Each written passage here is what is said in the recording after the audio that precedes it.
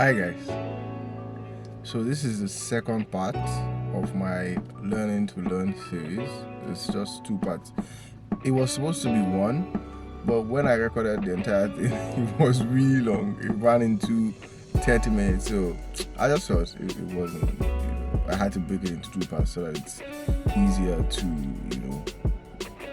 listen to or watch and understand. So I'm introducing you to the second part, and I hope you enjoy it.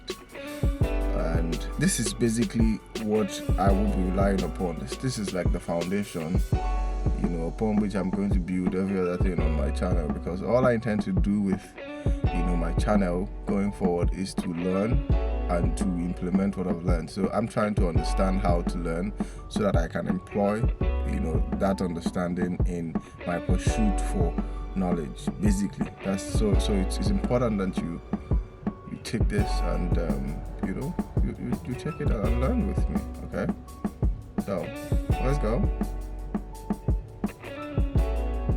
Now, this advice is so important, and I when I came across it, I really connected with it. The advice is do the hard stuff more.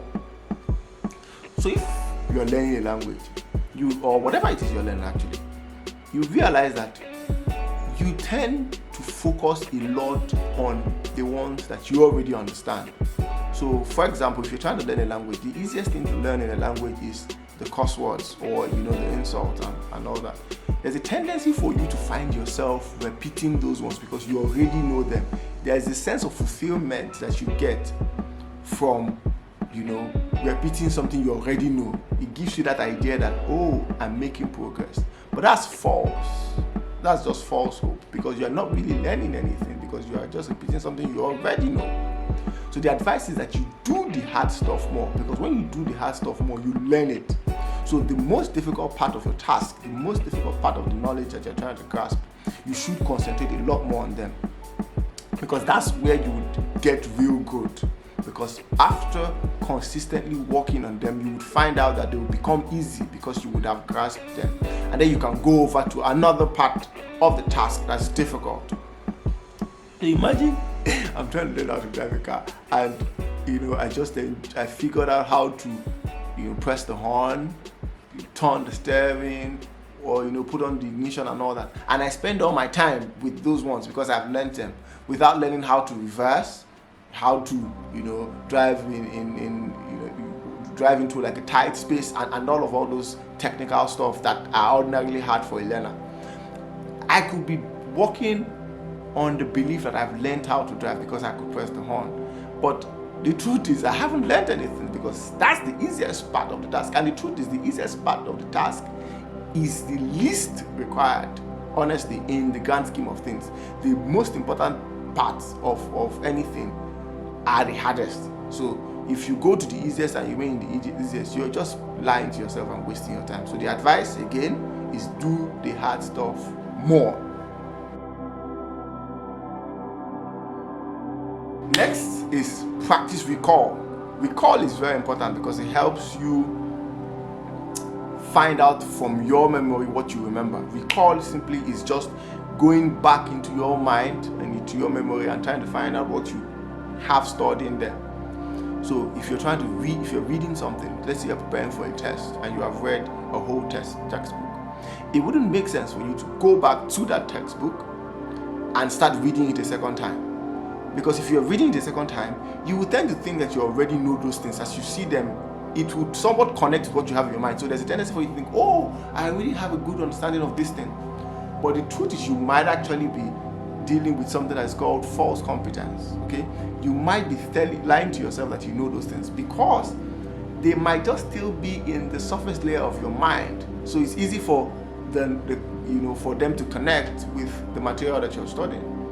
But the best way to test whether or not you have grasped that information very well is to practice recall. So what that means is put aside your work, put aside the material or whatever it is you consulted, the manual, whatever it is at all that you consulted to learn that thing, and try to remember what you learned without looking at the materials. What that does to you is it really shows you how much you have learned. and it becomes easier for you to concentrate on what you don't yet understand or what you haven't yet, stored in your memory. Very important advice. Practice recall.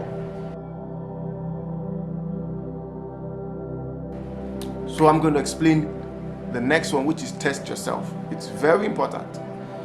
You have to test yourself to find out how much you understand what you have read. Okay, so I love to use the language example because I really am excited about learning languages. I haven't learned any new language, but I'm really excited that with this project I'm going to learn new languages. So about learning new languages, let's say you have learned the alphabets in that language and you want to move on to the next thing. You might want to hold on first of all and test yourself, so you can put aside everything and just get your pen and paper and answer questions around that information that you had gathered. What that does for you, just like the recall, is that you find out what areas you have mastered, and if you find out that you haven't really mastered all the areas, then you might want to go back and read up on the areas that you haven't mastered. So just like recall, I think both recall and testing have similar functions. They test what you have in your mind and what you have in your memory, so that you're able to really tell for real how competent you are, having learned or haven't gained that knowledge or that information. Okay, so please test yourself, test yourself, test yourself.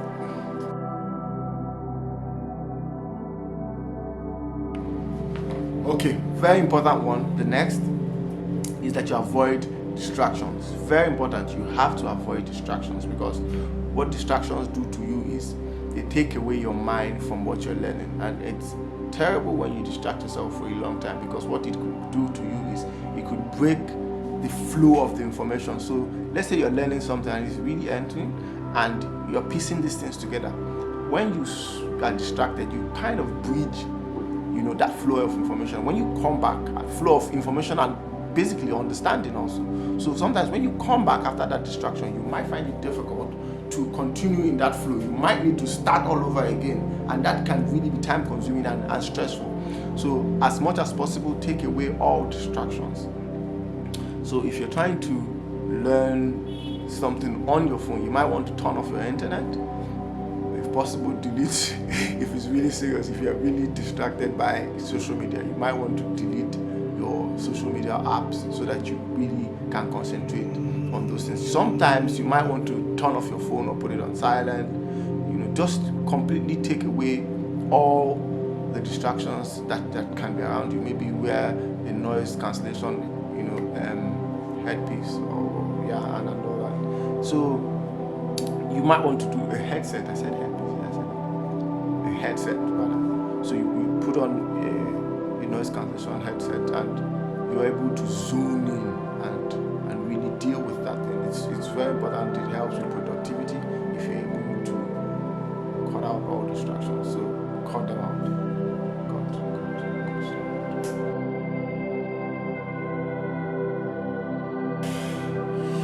Another very important point or very important tip is that you teach what you have learned.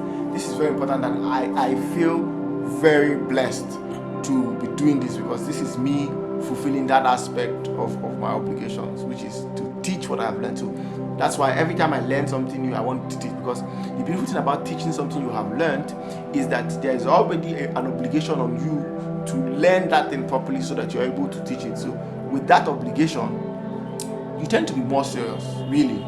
If you have an obligation to teach, I don't know if you can think back to when you were in school, for those who are out of school, when you are still in school, and those who are still in school, maybe last semester, whatever, you realize if whenever you were told to come and teach the class, maybe like a lecture, some lecturers do that, they ask a student to come and teach the class, you find out that you study a lot more for that particular lecture, because you don't want to disappoint yourself. That's what happens when you teach. You have this zeal to do a lot more, putting a lot more effort to understanding that thing, because you want to teach it. Another thing is this: when you teach, you tend to understand it more, because whilst you are talking to people, you're also talking to yourself and to your mind. So when you're teaching something, it's getting more concrete in your mind, because you are saying it back to yourself, and again you are assuring yourself that you have learned, because the real thing about teaching is it comes from a place of understanding. So it's an emotional thing. When you are teaching, you've already told yourself in your mind that you know that thing. So it does a lot to even make you know it, because you have told yourself that you know it. So your mind is prepared to even assimilate more information, so that that belief becomes true. It's more like a self-fulfilling prophecy. When you say to yourself, I know this thing, and you act like you know it, you know it.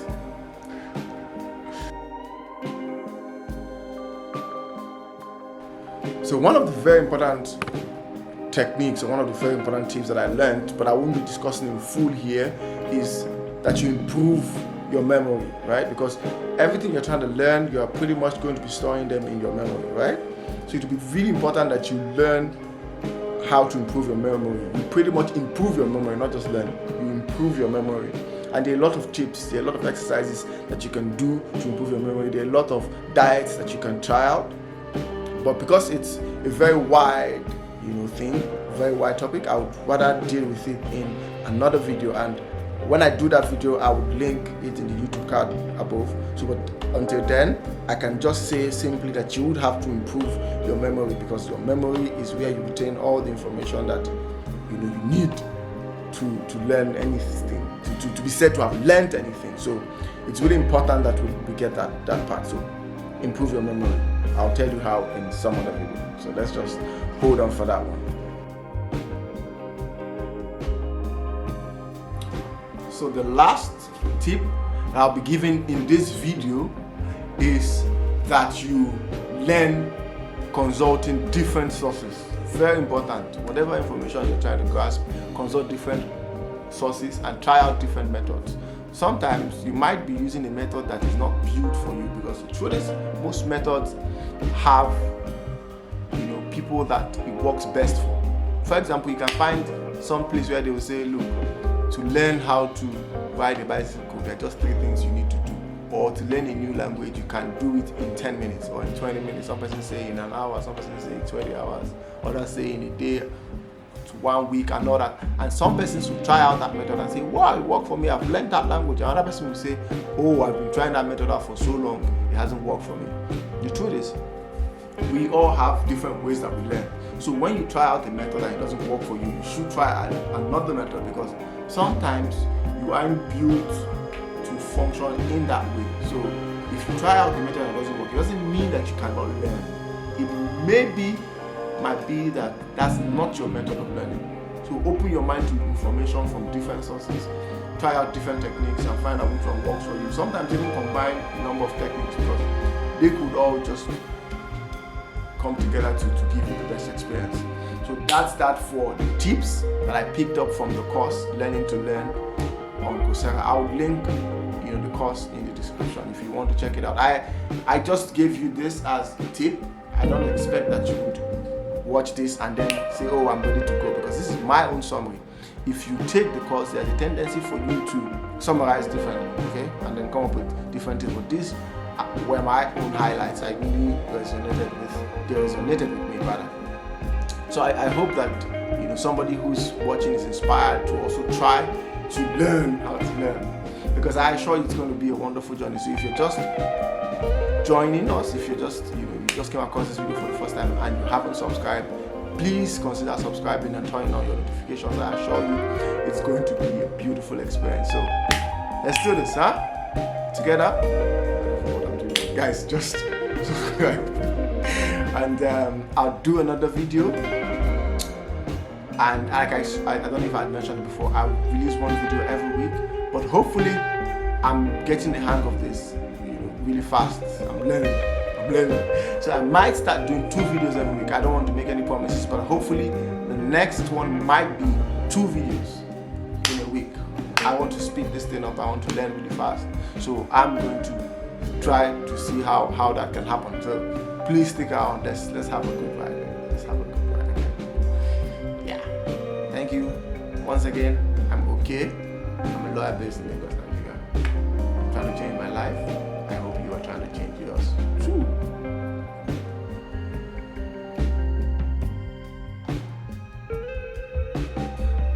the last tip that I'll be giving in this video is sleep, okay, or rest, whichever one you choose to call it. Sleep is one of the most important tools for learning. That's why I had to take it last, because I feel, because if it's last, it's the most recent information you have in your mind, so you don't forget it. So please do not take your sleep for granted. Science has said, oh, you need to get as much as 7 hours, 8 hours of sleep every night. You need to take it seriously. After you learn anything, you need to sleep, because a lot of times when you sleep, that's when a lot of the learning even continues. Some of the difficult things that you had to contend with when you were learning, you find your mind solving those problems in your sleep. As a lawyer, I've had that happen a number of times. I could be working on a case and I get stuck somewhere. I just go to bed. In my sleep, I would find an answer to that issue. And when I just wake up, I wash and put it down. Sometimes it appears like a dream, but really that's just your mind piecing together whatever puzzle you were dealing with before you went to bed. That's why a lot of times, in fact, even in this course, it's advised that if you have like a problem, you have a task that you want to carry out the following day, you have some problems that you're working on, it's best that you consume them or deal with them. If it's tasks, you write them out, read them. If it's information, you read and all that before you go to bed, because a lot of times when you're asleep, you tend to solve some of these problems. You tend to ponder over these problems, and your subconscious mind tends to come up with ideas that when you wake up, it will just be easy to find that solution. I don't know if you have had that experience. Tell me, have you ever had the experience of you going to bed and then you wake up with fresh ideas to whatever solutions you were dealing with that you thought you didn't have a solution to before? So let's know in the comments.